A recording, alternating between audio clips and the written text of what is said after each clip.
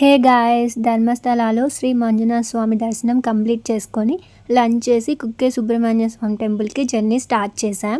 అక్కడ నుంచి ఇక్కడికి రీచ్ అవ్వడానికి ఆల్మోస్ట్ 2 అవర్స్ పట్టింది. జర్నీ మొత్తం greenery, hills, forest roads, cool క్లైమేట్తో చాలా బ్యూటిఫుల్గా అనిపించింది. రోడ్ ట్రిప్ని ఫుల్ ఎంజాయ్ చేస్తూ ఫైనల్లీ టెంపుల్కి రీచ్ అయ్యాము. కుక్కే సుబ్రహ్మణ్య స్వామి టెంపుల్ కర్ణాటకలోని చాలా ఫేమస్ అండ్ పవర్ఫుల్ టెంపుల్లో ఒకటి. ఈ టెంపుల్ వెస్టర్న్ ఘాట్స్ మధ్యలో ఉండడం వల్ల చుట్టుపక్కల నేచర్ చాలా బ్యూటిఫుల్గా ఉంటుంది.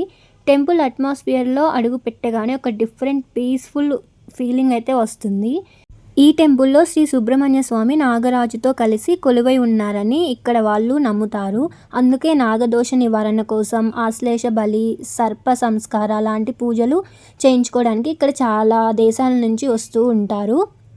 అండ్ ఇక్కడ ఇంకోటి ఏంటి అంటే కుమారధర రివర్ అని ఒకటి ఉంటుంది. చాలామంది భక్తులు ముందుగా ఆ రివర్లో స్నానం చేసి తర్వాత స్వామివారి దర్శనం చేసుకుంటారు. టెంపుల్ కూడా అస్సలు కొండల మధ్యలో చాలా బాగుంది చూడడానికి.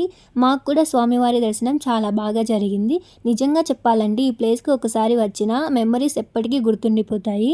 అండ్ చాలా మంచి ఎక్స్పీరియన్స్. That's it guys. ఈ వీడియో మీకు నచ్చితే లైక్ చేయండి, షేర్ చేయండి, ఛానల్ని సబ్స్క్రైబ్ చేసుకోండి.